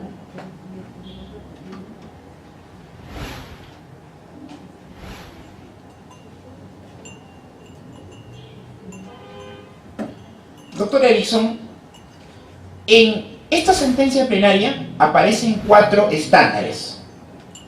Pero uno se preguntará, los estándares de prueba en el Perú, y quizás eso le va a sorprender un poco a Martín, no están concebidos en virtud a la imputación, sino están concebidos en relación a la sospecha. Y yo conversando con el doctor Larrañaga me decía, pero ¿cómo construir un marco o una estructura probatoria sobre un concepto llamado sospecha? ¿Y qué es la sospecha? Les doy un dato. Si ustedes analizan la sentencia plenaria 1-2017, se van a encontrar con estos 4 estándares o grados o niveles de la actividad probatoria, pero en ningún extremo, me someto a la carga de la prueba frente a ustedes, no se señala o no se establece qué es. ¿Me explico? Supongamos que mañana viene un cliente como ustedes y le dice, doctor o doctora, me van a investigar por lavado de activos. Y usted le pregunta, pero ¿usted qué ha hecho? Y el cliente le dice, ¿de verdad? Nada. Solamente le puedo manifestar que tengo un par de vehículos, que tengo un par de negocios, que tengo un par de terrenos, nada más. Y ustedes le preguntarán, pero ¿cómo obtuvo esos bienes? Lo obtuve de manera ilícita. ¿Pero por qué usted cree que lo van a investigar? Lo que pasa es que tengo una rivalidad con otro comerciante y al parecer se ha enterado de estos bienes y me ha denunciado por lavado de activos. Y le pregunto a usted, doctor o doctora, quiero saber qué es lo que va a ocurrir, si me van a investigar o no me van a investigar. Entonces ustedes le van a preguntar a la persona, pero usted me dice que tiene un conjunto de propiedades, un conjunto de acciones que conforman su patrimonio y que por tanto no habría nada ilícito. La pregunta que nos hacemos nosotros es lo siguiente: yo como abogado le puedo dar la seguridad a esa persona que, no existiendo ningún elemento de convicción, lo van a investigar penalmente por lavado de activos. La respuesta es no, no tengo esa seguridad. Algo que le comentaba a Martín y que lo ha señalado, y que obviamente lo voy a recalcar porque voy a recoger lo que él ha mencionado en muchos pasajes de su conferencia, es que en el Perú, mi estimado Martín, no existe seguridad jurídica en materia penal. No existe. Existirá en civil, en comercial, en laboral, pero en el Perú, en materia penal, en un proceso penal, no existe seguridad. Y les voy a demostrar hoy día por qué. Tenemos el hecho concreto que no existe ningún elemento de convicción. Pero la Fiscalía dice, no, yo quiero investigar porque yo soy el titular de la acción penal. Y a mí me respalda la Constitución y por eso voy a investigar a esta persona. Yo como abogado le voy a decir al señor fiscal, ¿pero usted por qué va a iniciar diligencias preliminares si no existe ningún elemento de convicción para investigar? Y el fiscal me va a decir a mí, doctor, parece que usted no está informado de la sentencia plenaria 1-2017. Y yo le voy a decir, ¿y por qué usted me dice eso, señor fiscal? Lo que pasa es que según esta sentencia plenaria, si existe una sospecha simple, yo puedo investigar a quien se me dé la gana. Y yo le tendré que preguntar a este fiscal, doctor, con todo respeto, yo le pido a usted que me diga, en virtud al derecho que tiene mi patrocinado, a exigirle a usted cuál es la mínima motivación, porque el inicio de las diligencias preliminares es una decisión, y toda decisión emitida por un funcionario público referida a una determinada situación jurídica tiene que ser motivada. Y el fiscal me va a decir a mí, yo me ciño a lo que dice la sentencia plenaria 1-2017, así que a su cliente lo voy a investigar. Mi cliente me va a decir a mí, doctor, ¿qué pasó? Usted me dijo que si no hay elementos de convicción no tendrían por qué investigarme preliminarmente, y ahora me van a investigar. ¿Usted sabe qué es ser investigado? Y por lavado de activos, los bancos me van a cerrar todos los créditos. Nadie me va a querer prestar un sol. Doctor, ¿y cuánto tiempo va a ser? El tiempo que la Fiscalía lo crea conveniente. Doctor, ¿y no podemos hacer algo? En relación a eso, yo les voy a comentar una experiencia anterior a la sentencia plenaria 1-2017. Y como estoy rodeado de abogados, les voy a dar una herramienta procesal frente a este hecho. Y mi cliente me va a decir, doctor, ¿y qué vamos a hacer? Yo como abogado, yo tengo que defenderlo a usted y yo tengo que ver las herramientas idóneas frente a esta situación. ¿Y qué vamos a hacer? Vamos a plantear una tutela de derechos. Primero, formalmente, para cumplir el requisito de procedibilidad, vamos a presentarle un documento al Ministerio Público y le vamos a solicitar que nos dé las razones del por qué él considera que existe una sospecha simple. ¿Qué va a hacer el Ministerio Público ante esta solicitud? Probablemente me emita una decisión señalando que téngase presente en su oportunidad. Téngase presente. Muy bien, téngase presente. Ya cumplí el procedimiento, ya le dije, ya le solicité, no me hace caso. Me voy al juez de investigación preparatoria. Doctor, Pero para que usted alegue una tutela de derechos, tiene que sustentar algún derecho que está siendo vulnerado o algún principio constitucional o penal o procesal penal que está siendo vulnerado. Muy bien, yo voy a señalarles un principio que no está recogido, ojo, no está recogido en nuestra legislación, pero sí está reconocido a nivel convencional. Una gran lección que el doctor Martín nos va a dejar a todos el día de hoy es que los abogados en el nuevo modelo, entre comillas, acusatorio, adversarial y garantista, que para mí no lo es que tenemos que manejar argumentos convencionales. Tenemos que recurrir a fallos de la Corte Interamericana de Derechos Humanos. Y yo les voy a señalar uno. Uno, sí. Y lo voy a colocar por aquí. Ese es el fallo. Iñaki versus Ecuador. Es una sentencia de la Corte Interamericana de Derechos Humanos. Doctor, y en la sentencia Iñaki versus Ecuador, ¿cuál es lo importante?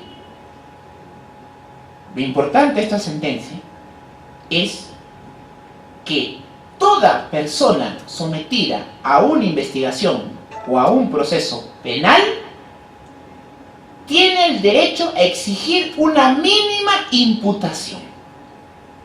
Una mínima imputación. Doctor, ¿y una mínima imputación qué es? La mínima imputación, que no la regula la sentencia plenaria 1-2017, es la sospecha simple o la simple sospecha. Pero en este fallo Iñaki versus Ecuador sí establecen qué es la sospecha. ¿Y qué es la sospecha, doctor Erickson? La sospecha implica la descripción de un hecho delictivo. Me explico. Si a mí me van a investigar por lavado de activos, la disposición fiscal de inicio de diligencias preliminares no puede decir: se investiga a Erickson porque tiene un abundante patrimonio. Pregunta, ¿el tener abundante patrimonio es un hecho delictivo? No. ¿El que Erickson tenga 2 carros, 2 terrenos, 2 empresas, es un hecho delictivo? No. Yo tengo el derecho a exigir al Ministerio Público que me describa un hecho de carácter delictivo. Un hecho. Ojo, no le exijo un elemento de convicción. No le digo, dígame usted la... No. Lo que le exijo a usted es que mínimamente me describa un hecho delictivo para que me pueda investigar. Doctor Erickson, una pregunta. ¿Y qué pasa si yo leo la disposición de diligencias preliminares, o lo que le llamamos en el Perú, estimado Martín, la etapa de investigación preliminar, y yo leo la disposición y no existe ninguna descripción de un hecho de carácter delictivo? ¿Qué tendría que ocurrir? Ya presenté mi tutela, apliqué o argumenté un argumento convencional, tengo el fallo Iñaki versus Ecuador, y ahora yo espero la decisión del juez y nos iremos a una audiencia. Y en la audiencia probablemente el fiscal va a decir de dónde el doctor Erickson sacó el principio de mínima imputación. Y yo le diré, en esa resolución de la Corte Interamericana, que como el Perú está adherida, forma parte de nuestro ordenamiento jurídico.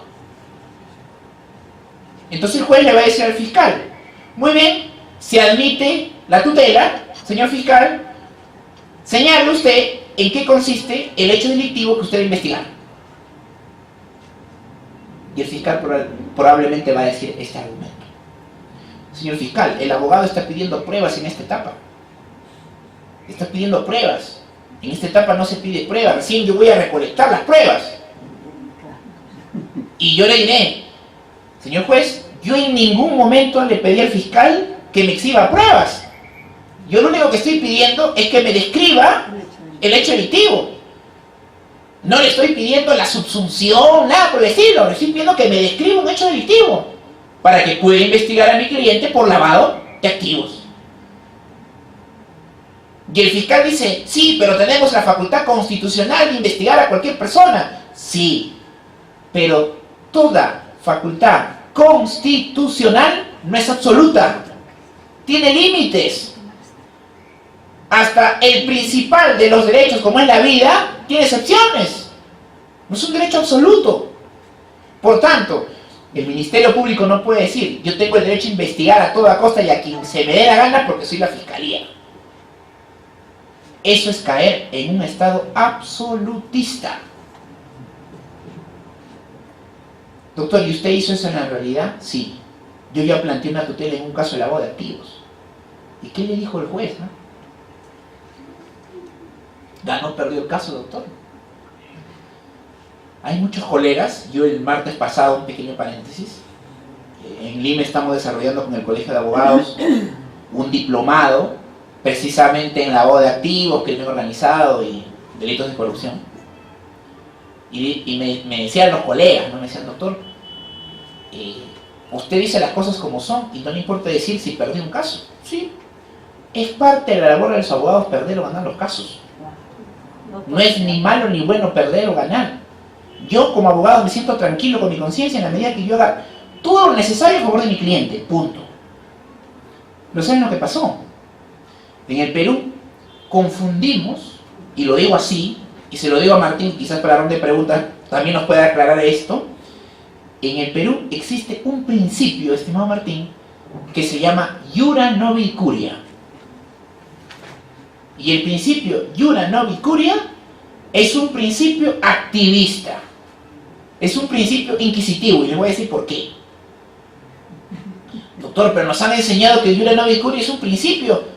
Nos han dicho que incluso es uno de los fundamentos, de los pilares de nuestro ordenamiento jurídico. Sí, pues. Bueno, yo les voy a explicar qué se siente cuando te aplican el iura novi curia en este momento. ¿Qué ocurre? En esa audiencia, el juez tenía que resolver la tutela. ¿Y saben lo que hace el juez? El juez dice, muy bien, escuché a la fiscalía, escuché al abogado, voy a emitir la decisión correspondiente. Muy bien. Escuché a ambas partes. Esta judicatura invoca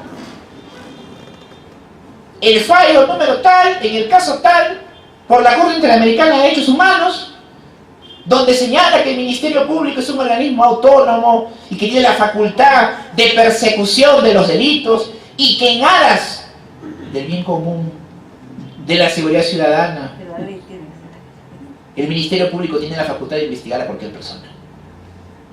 Así es que yo declaro improcedente la tutela de derechos. Y en ese momento dije, ¿y en qué momento el fiscal me sacó esa sentencia de la Corte Interamericana? Yo me hago una pregunta. En un proceso adversarial, ¿no se supone que el juez tendría que decidir en mérito a los argumentos de las partes? Pregunta, ¿es correcto que el juez introduzca un argumento que no fue discutido ni debatido por las partes? ¿Y en qué momento le puedo decir, señor juez, permítame un momento, déjeme ver mi celular para corroborar que lo que usted está diciendo es cierto o no? No correcto o no, si es cierto o no. Pero miren esto, entonces yo tendría que debatir con el juez, porque el juez está trayendo un argumento que nunca fue debatido en la audiencia, y que en mérito a ese argumento he perdido el caso. Sí, a mí no me derrotó el fiscal. ¿No se supone que el proceso es un modelo adversarial, donde hay dos partes contradictorias? Claro. Pero el iura novi curia desnaturaliza eso. Ustedes me dirán, sí, doctor, pero el juez en mérito a los hechos aplica el derecho. Perfecto. Yo considero que si el juez, para él, era relevante debatir otro fallo de la Corte Interamericana, en la audiencia hubiera dicho lo siguiente: señores abogados, señor fiscal, señor abogado, les pongo en conocimiento que existe el fallo en el caso número tal, que es relevante a este caso, para que ustedes digan, manifiesten o argumenten de acuerdo a sus intereses. Pero cuando el juez, en el momento de decidir, te introduce un argumento que no pudiste debatir, que no pudiste contradecir, ¿dónde queda la igualdad de armas? A mí en el nuevo modelo me ha pasado ya varias veces. Y si hay alguien del Ministerio Público, lo digo con todo respeto, pero yo he tenido muchas audiencias y tengo las grabaciones y los audios, donde yo me he sentido como abogado decepcionado. ¿Por qué? Porque tenía a mi cliente a mi costado, y mi cliente, como cualquier persona con el mínimo sentido común, escucha que su abogado saque este argumento, saque el otro, y la fiscalía no lo puede rebatir, no tiene argumentos, y finalmente mi abogado pierde la causa porque el juez le introduce un argumento que nunca debatió, pero no le da la razón. Y yo me hago una pregunta: ¿y cómo quedamos los abogados con nuestros clientes? Yo a mis alumnos de pregrado principalmente les digo: ¿por qué creen que nos ven tan mal en la sociedad? ¿Por qué creen? ¿Usted qué cree que piensa esa persona cuando va a su casa y le dice: mi abogado actuó muy bien, pero perdió? Mi abogado actuó magnífico, pero perdió. ¿Hay seguridad en ese caso? No. ¿Hay seguridad? No. ¿Tenemos la seguridad? No. Doctor, ¿usted va a apelar dicha resolución? Obviamente que sí. ¿Y saben cuál fue mi sorpresa? Que el fallo que aplicó ese juez de Ayacucho, y lo voy a decir así porque tengo las pruebas, no estoy mintiendo, invocó un fallo que no tenía nada que ver con el caso. Eso es lo más grave, lo más triste. Pero perdí el caso. Me voy en apelación, vamos a audiencia, está la sala, y la sala hace algo que yo considero que no debería hacer. No sé si les ha pasado a ustedes. Argumenta el doctor Erickson, argumenta la fiscalía, y el fiscal comienza a interrogarnos, a mí y al fiscal. No hace preguntas, no me dice: a ver, doctor, aclare este aspecto de su argumentación. Doctor, ¿nos podría complementar su argumentación? No. Señor abogado, ¿usted qué tiene que decir? Yo que soy imputado. Y eso pasa en el nuevo modelo. Ojo, le cuento acá a Martín que eso pasa en el Perú con el nuevo modelo, que dicen que es garantista, acusatorio, adversarial. ¿Ya? Entonces no sé cómo pasará en Huancayo. Todavía no me ha tocado pasar en Huancayo. Ya, quizás me vaya a otro distrito judicial y diga: en Huancayo también pasa lo mismo. ¿Ya? O ya me contarán ustedes. Entonces, presento mi apelación, el interrogatorio con los 3 magistrados, con los 3 jueces superiores. Y en la audiencia queda grabado que el Ministerio Público afirma que no existe ningún hecho delictivo. ¿Saben a mi cliente por qué lo estaban investigando? Porque era la pareja sentimental de otra persona que estaba vinculada a TIT, a tráfico ilícito de drogas. Su pecado fue ser pareja sentimental. Así que fíjense bien con quién son parejas sentimentales. Ya saben, están notificados ya. Sí, su pecado es ser pareja sentimental. Por eso van a enviar por la voz de activos. ¿Ya? Martín dirá: no puede ser esto. Sí, Martín, pasa eso en el Perú. La sala le pregunta al fiscal: señor fiscal, a ver, busque la disposición fiscal del hecho delictivo. El fiscal busca la disposición. La verdad, doctor, no existe, no está. Ah, no está, no está. Pero ya van a aparecer las pruebas, le dice. Y yo le digo: señor fiscal, usted no puede especular en un caso. ¿Cuándo aparecerán? No lo sé. En el expediente no está. En la carpeta fiscal no está. No hay pruebas. Sí, pero ya van a aparecer. ¿Pero cuándo?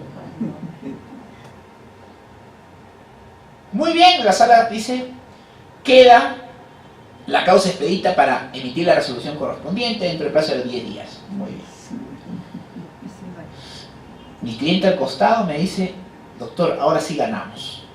Y el fiscal reconoció que no hay hecho, ya está. Yo confiado 10 días.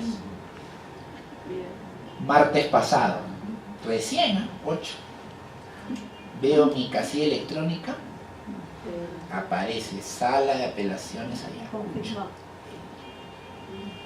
¿Saben qué me dijo la sala? La sala me dijo, sí, muy bien, el fiscal reconoció que no existe ningún hecho delictivo, pero, el abogado ha solicitado algo que en un acuerdo plenario, y se lo voy a manifestar, el acuerdo plenario 2-2012, vamos a ponerlo por acá también, pueden tomarle foto y todo eso.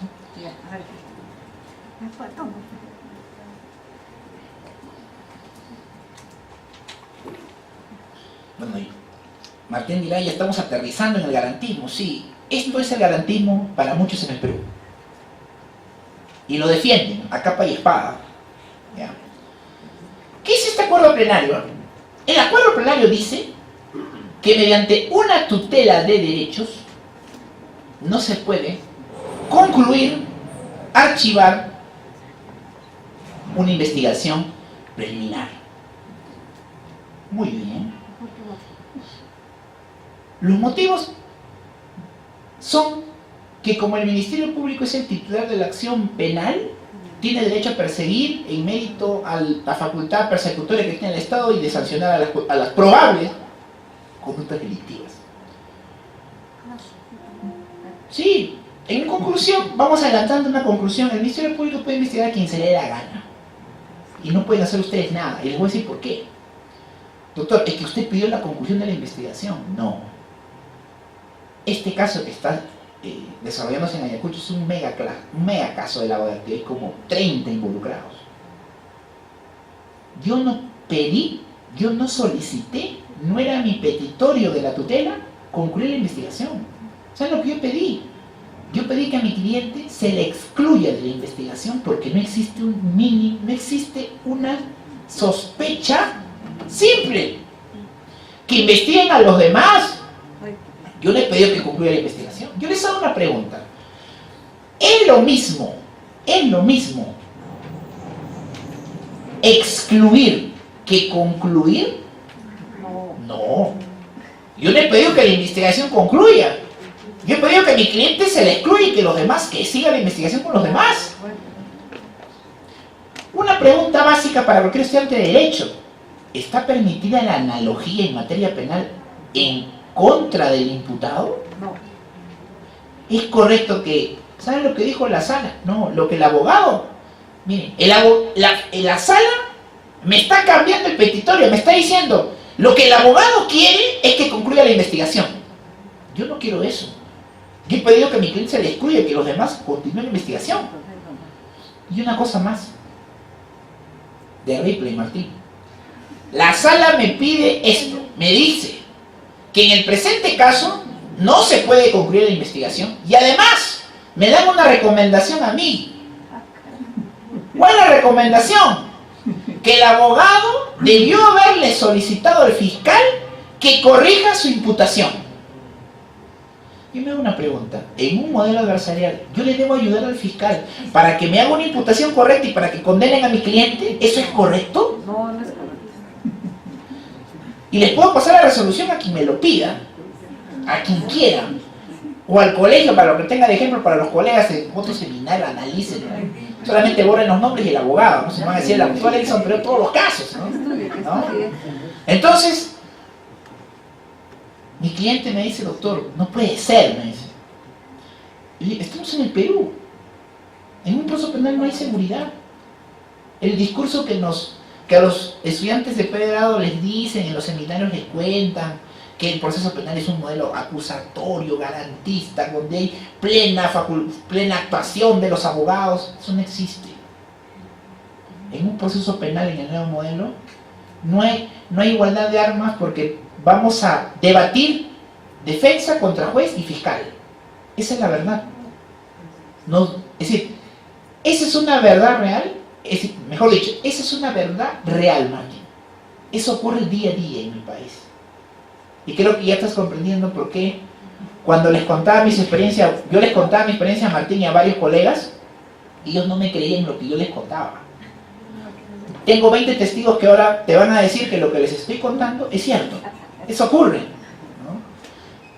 Los amigos chilenos se ponían una cara de asombro. No puede ser lo que pasa en tu país. Eso pasa, le digo. Eso pasa día a día. Y ellos me dicen, sí, pero no se supone que ustedes nos copiaron el modelo. Sí, pues les copiamos mal. No está bien copiado. No está bien copiado, esa es la verdad. Y yo le voy a decir quién es el autor también, y con mucho respeto. Ya les voy a decir, esperen. Uy, ya me pasé el tiempo. Vamos concluyendo. Miren, entonces, la sospecha inicial simple es la descripción de un hecho. Pero hay un tema que la fiscalía no repara. A ver, doctor. Cuando yo presenté mi tutela, yo señalé que no había ningún hecho delictivo. Pero ¿saben qué ha pasado ahora? Les doy un argumento nuevo para ustedes a futuro. Ojo, doctor, ¿podemos aplicar la sentencia plenaria 1-2017 que fue regulada para lavado de activos y aplicarla analógicamente para otros casos? La respuesta es que si favorece a los investigados, sí se puede aplicar. La analogía in bona parte, sí se puede. La analogía in mala parte, no se puede. Así de sencillo. ¿Y eso qué significa? Literalmente, la sentencia plenaria 1-2017 dice indicios. Y yo me hago una pregunta. ¿Un indicio no será acaso un elemento de prueba? ¿No será acaso un elemento de convicción? Sí. Sí. Entonces, ¿qué significa esto? Miren, yo considero que la Fiscalía, cuando interprete la sospecha simple para iniciar diligencias preliminares, tendrá que aportarme mínimamente un indicio. Doctor, ¿y si no me aporta un indicio, habrá diligencias preliminares? Ya no. No. ¿Y ustedes cómo van a alegar sus tutelas? Van a aplicar el principio de legalidad. ¿Y por qué el principio de legalidad? Porque una sentencia plenaria tiene fuerza de ley. Y le van a decir al fiscal, señor fiscal, muéstreme el indicio. No, que solamente es el hecho. No. La sentencia dice indicios. Y todavía dice indicios. 2, mínimo. Si tomamos literal, indicios es pluralidad, no es singularidad. No, pues. ¿Qué hará la fiscalía? No sé. Se han puesto la soga al cuello con esta sentencia plenaria. Pero no se han dado cuenta todavía. O creo yo, ¿no creen que ustedes, o mejor dicho, el Poder Judicial ha dicho, no, creo que los abogados se den cuenta de eso? Pero yo creo que el Poder Judicial nos subestima. Porque yo no quiero ser el único, y el autor Larrañaga tampoco, sino que yo creo que hay ya muchos abogados en el Perú que estamos poniendo una voz en cuello, y estamos señalando todo lo malo que es nuestro sistema y que no podemos soportar algo así. Esto tiene que cambiar. Doctor, ¿qué pasa con la sospecha reveladora? La sospecha reveladora también te pide indicios, pero una cosa importante. Miren el verbo de la sospecha simple, describir. Miren el verbo de la sospecha reveladora, representar. Para que me formalice la investigación preparatoria, no solamente me debes describir, me debes representar el hecho. Claro. Formalización de investigación preliminar. Doctor, ¿y cuándo hay sospecha grave? Tiene que haber indicios. Una palabra, probablemente. Tiene que haber una probabilidad alta que el investigado ha cometido un delito. Y por eso hay prisión preventiva. Doctor, ¿y si la probabilidad no es alta? No debe haber prisión preventiva. Así de sencillo. Doctor, ¿y la sospecha suficiente? Le voy a adelantar parte de mi tema de tesis, tanto para la maestría como para el doctorado en Argentina. Voy a decirles mi hipótesis y se van a sorprender con lo que voy a decirles. Señores, la suficiencia probatoria es un elemento de valoración judicial arbitraria y discrecional. Y les voy a decir por qué. Con un simple ejemplo. El ejemplo que nos ponía el maestro, Alvarado Belloso. Si yo tengo sed y me preguntaran ustedes, doctor, ¿usted cómo va a saciar su sed? Con un vaso. Si yo le preguntara a Martín, ¿con cuántos vasos vas a saciar tu sed? Con 2. Y si le preguntara al señor decano, ¿con cuántos vasos vas a saciar su sed? Me va a decir 3. 1, 2 y 3. Estamos ante el mismo hecho, calor, pero la suficiencia tiene 3 resultados diferentes. Ahora la pregunta es, ¿cómo ustedes saben que yo pida 1, que él pida 2 y que él pida 3? No hay forma de saberlo. El 1, el 2 o el 3 solamente está en nuestra cabeza. Y solamente yo sé por qué quiero 1, Martín sabe por qué quiere 2 y el señor decano sabe por qué quiere 3. Doctor, y una pregunta. ¿La suficiencia probatoria puede ser objeto de motivación? No. Y les voy a decir por qué. Según nuestro nuevo Código Procesal Penal, acusatorio, adversarial y garantista, los elementos de valoración de la prueba son inimpugnables. Me explico. Si un juez unipersonal o colegiado afirma en su sentencia que existen suficientes elementos de convicción para condenar, y ustedes dicen, para mí no hay suficientes elementos de convicción y se le debe absolver, y presentan su recurso de apelación, ¿saben lo que les va a decir la sala? Señores abogados, la suficiencia no es un objeto impugnable. Ustedes no pueden impugnar la suficiencia porque la suficiencia es un elemento de valoración. Y te doy un dato, Martín. Martín señaló las máximas de la experiencia. Muy bien. Así como existe la suficiencia probatoria que no se puede impugnar, las máximas de la experiencia también son inimpugnables.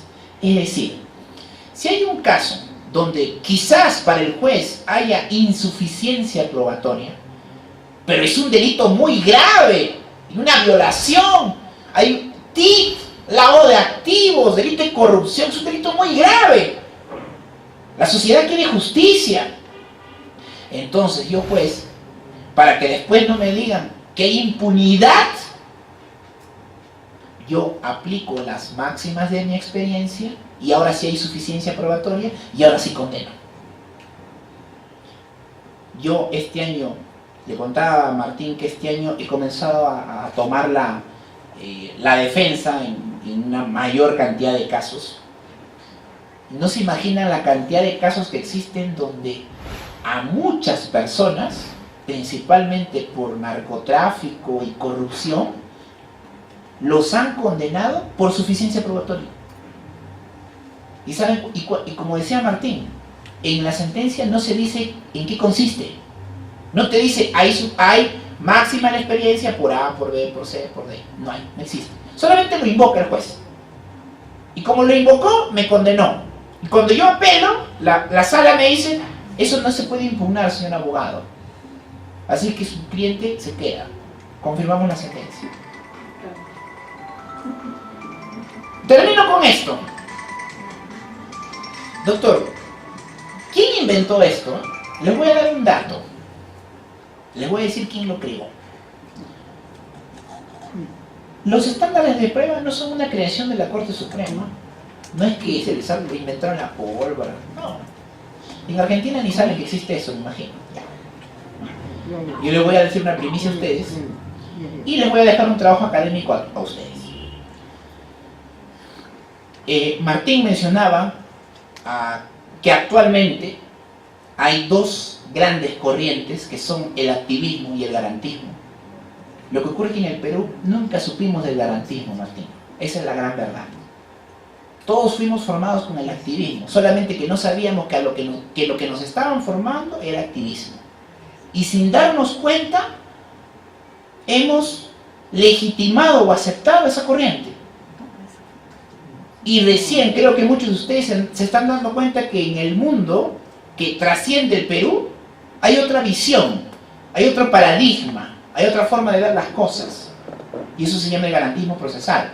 No el garantismo, y lo digo con todo respeto, no el garantismo que nos dicen los jueces, no el garantismo que nos dicen los fiscales. No, el garantismo procesal como lo debemos comprender realmente. Doctor, ¿cómo aparecen los estándares de prueba? Hay un señor que Martín no lo tocó por respeto, pero yo sí lo voy a hacer, que se llama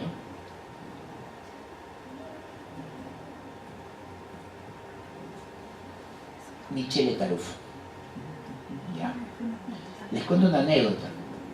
Hace 4 o 5 semanas estamos en un curso de especialización con la institución Fordex,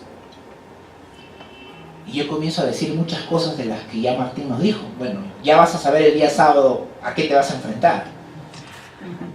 Y cuando yo menciono el concepto de que el proceso es un método argumentativo, de debate, dialogal, se encendió el debate. Hay una universidad que se llama la Universidad Continental, mi estimado Martín, una universidad muy conocida, de mucho prestigio, pero que es una universidad formada en el activismo puro. Tienen la influencia colombiana. Y usted dirá, ¿y usted cómo sabe, doctor Erickson? Porque yo tengo la dicha y la suerte de yo conozco todo Sudamérica y he participado de cuanto evento procesal he podido, y conozco la orientación en el Perú en procesal. Conozco todas sus orientaciones, todas. Muchos profesores de la Universidad Continental han ido a Colombia a capacitarse, lo cual está muy bien. Pero yo como profesor, a mis alumnos, por ejemplo, no les puedo decir solamente una cara de la moneda, pues. Les tengo que contar las dos. Les tendría que contar por ética que existe un activismo y que existe un garantismo. Porque si yo a mis alumnos les digo que solamente existe el activismo y no les digo que existe el garantismo, yo creo que no estoy actuando éticamente como profesor. Cada profesor sabe lo que hace y cada uno debe cargar con su conciencia. Este señor Michele Tarufo, tiene un discípulo que se llama Jordi Nieva Fenol. ¿Y quién es Jordi Nieva Fenol?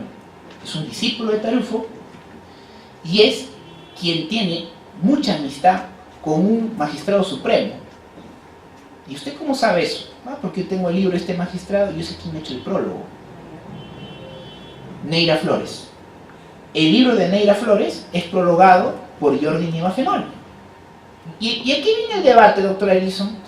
Porque yo les dije de dónde salieron los estándares de prueba. Bien. Jordi Nieva Fenol tiene un librito, no sé si estará en el Perú, yo lo compré en Argentina, que se llama Introducción al Derecho Procesal Penal. Pasta azul. Bien, en ese libro, todo lo que está en la sentencia plenaria está en ese libro. Es decir, hemos copiado. Esa es la respuesta. Y si a alguien le duele lo que voy a decir, me someto a la carga de la prueba. Revisen el libro. No recuerdo si ese libro fue escrito en 2014 o 2015. ¿Ya? Pero no creo la prueba en la Corte Suprema. Doctor, cuando se hizo la sentencia plenaria se convocó a varios juristas para que participen. ¿Y usted por qué no fue? Yo el año pasado estaba acabando el doctorado. Y creo que acabar el doctorado era más importante que ir a una junta de amigos y hacer lo que han hecho. ¿Ya? Bien. ¿Y qué nos dice Jordi Nieva Fenol? Jordi Nieva Fenol en ese libro pone como primicia que ya no se debe hablar de imputación, sino que se debe hablar de sospecha. Y establece estándares en mérito a la sospecha. ¿Ya? Ahí está la primicia. Termino la charla con este cuadrito que les va a interesar. ¿Está? Ya, acá está. Propuesta. Yo creo que una conferencia no puede terminar solo en crítica y decir todo está mal, sino qué podemos hacer. Bien, todos los libros de procesal, y lo digo con palabra autorizada, yo ya culminé un libro y le hago la propuesta del señor decano quizás en junio o julio podamos hacer la presentación acá. Es un libro sobre la prueba en el proceso penal. Se titula Pasado, Presente y Futuro de la Prueba en el Proceso Penal. Y tiene un capítulo, el último capítulo, yo planteo todas mis experiencias en relación a la prueba. Se van a sorprender. Ahí tengo 8 o 10 más o menos. Casos propios, donde se aprecia el tema de la prueba. Y en ese libro llegué a una conclusión. Cuando se habla, si queremos de alguna otra manera definir estándares, grados o categorías de prueba, que para mí la expresión correcta sería grados o niveles o estándares en virtud a la convicción. A la convicción. Ya Martín lo dijo, el juez confirma la postura de una parte o la de la otra, pero para confirmarla tiene que convencerse. ¿Y cómo se va a convencer? En base a argumentos. Así de sencillo. Y según todos los libros de procesal, doctor, todos, en los 50 libros que he podido leer para hacer mi libro, en ninguno hablan de estándares. ¿Saben en dónde he podido encontrar estándares? En los Estados Unidos. Pero eso va a ser parte ya de la tesis de doctorado, más que de la maestría. En todos los libros, de lo que hablan ahí, es de 3 niveles. Duda, probabilidad y certeza. El juez dice, llega a la convicción que acá hay dudas. ¿Y la duda en qué se basa? En la sospecha. La sospecha, para mí, no debió haber sido desarrollada como un estándar de prueba. Por último, hubiéramos desarrollado el tema de la imputación. ¿A quién estarán escribiendo? A mí no, por si acaso. ¿Ya? Cuando hay dudas, hay sospecha. Ejemplo, yo sospecho que Martín ha cometido un delito. Y me preguntan, ¿y usted por qué sospecho? Ah, porque sospecho. ¿Y de qué sospecha? Ah, que Martín, como funcionario de la Defensoría en Tierra de Fuego, se ha apropiado de dinero del Estado. ¿Pero tiene pruebas? No, pero tengo sospechas. ¿Cuál es su sospecha? Ah, mi sospecha es que con el sueldo que tiene Martín se ha comprado un Porsche. ¿Y qué tiene que ver que Martín se compre un Porsche con que se agarra la plata del Ministerio de la Defensa? Sí, pero yo sospecho. ¿Eso qué quiere decir? Que la sospecha es un mundo donde hay dudas. Dudas. Probabilidades, ninguna. Dudas. No hay nada. Pregunta, ¿se puede condenar con dudas? No. Jamás. Nunca se condena con dudas. Segundo, la probabilidad. Doctor, cuando hay dudas, ¿hay pruebas o hay elementos de convicción? No hay ninguna. Cuando hay dudas, no hay ningún elemento de convicción. Hay dudas. Doctor, y cuando hablamos de la probabilidad, vamos a jugar así, muy sencillo. ¿Más probabilidad o menos probabilidad? ¿Más probabilidad de qué? ¿Existe una mayor probabilidad que sea culpable? ¿O existe una menor probabilidad que sea culpable? ¿La probabilidad cómo se mide? Me van a decir ustedes. Fácil. La probabilidad se mide con los elementos de cargo y con los elementos de descargo. Si existe un gran número de elementos de cargo y no hay ningún elemento de descargo, quiere decir que hay una alta probabilidad que la persona sea culpable. Y como hay una alta probabilidad que sea culpable, hay que darle una medida coercitiva. Una prisión preventiva o una comparecencia con restricciones. Doctor, ¿y si la probabilidad es baja? Hay algunos, 1 o 2 elementos de cargo. Y hay elementos de descargo. ¿Le podré dar prisión preventiva en ese caso a esa persona? No. ¿Pero qué sí podría hacer? Podría formalizar la investigación preparatoria. Porque hay elementos de cargo. Son mínimos, pero los hay. ¿Hay una mínima probabilidad que haya cometido el delito? Sí. Entonces hay que formalizar la investigación preparatoria. Doctor, ¿y si hay certeza? ¿Y cuándo hay certeza? La certeza también se mide con más y con menos. El juez dice, hay certeza que condena. Está convencido, tiene la certeza que debemos condenar a esta persona. Doctor, ¿y cuándo se alcanza la certeza? Muy sencillo. cuando no existe ninguna duda que la persona sea inocente. Ah, ¿dudas en relación a la inocencia? Sí. Si aparece una sola duda, ojo, nosotros decimos, más allá de toda duda razonable. Les cuento algo, en primicia. ¿De dónde sale el más allá de toda duda razonable? Lo invocamos, lo decimos, pero sabemos de dónde viene. Bien, el más allá de toda duda razonable es un vocablo inglés. Le copiamos a los ingleses, pero les copiamos mal. Claro. ¿Saben por qué? Porque no es más allá de todas las dudas, es más allá de una duda razonable. ¿Sí? Una sola duda, una sola, se absuelve. Una duda te absuelve. No todas, una basta. El juez no me puede exigir, tráigame más dudas. No, señor, con una me basta para que mi cliente usted lo absuelva. Con una, suficiente. Ustedes dirán, esto no puede ser lo que me está diciendo el doctor. Sí, puede ser. Doctor, y si no hay certeza, hay inocencia. Así de sencillo. Concluyo. La duda es una sola. La sospecha puede ser mayor o puede ser menor. Y la certeza puede ser o de condena o de inocencia. Les hago una pregunta. En estos 5 escenarios, ¿en cuántos escenarios la persona es culpable? En uno. Certeza. Certeza y condena. ¿Saben cuál es lo triste? Que, doctor, ya que hablamos en un modelo, en el nuevo modelo de la teoría del caso, pregunta, si yo en la etapa de juzgamiento o juicio oral, yo le digo al juez, señor juez, sí, hay probabilidad que mi cliente sea culpable, pero también hay probabilidad que sea inocente. Por tanto, mi cliente debe ser absuelto. Yo estoy convencido que el fiscal va a decir, este abogado está loco. Está diciendo que es probable que su cliente es culpable. Está siendo mal asesorado. Y le va a decir al juez, señor juez, el abogado ha reconocido que probablemente su cliente sea culpable, lo tiene que condenar.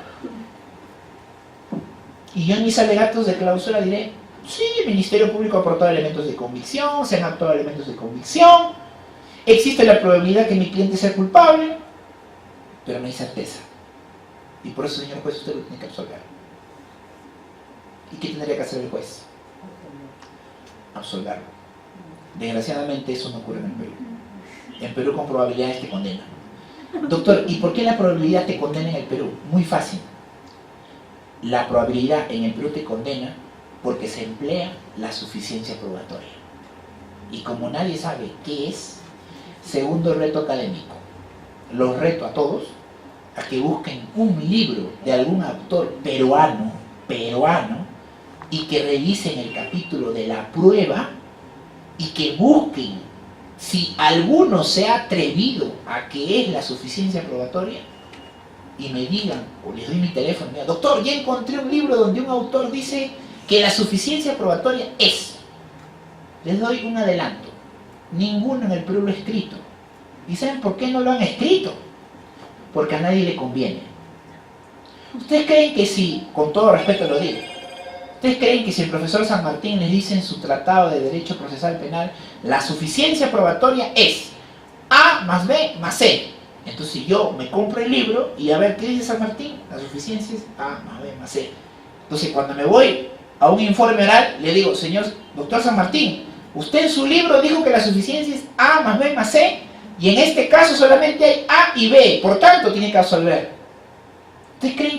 ¿Ustedes creen que los jueces y fiscales los van a ayudar a ganar sus casos? Ustedes están, lo voy a decir con todo respeto, están muy mal. Un juez y un fiscal no les va a decir cómo ustedes tienen que actuar para ganarles un caso. ¿Y saben cuándo eso va a cambiar? Y les voy a hacer la misma propuesta que le hice a un directivo en el Colegio de Abogados de Lima.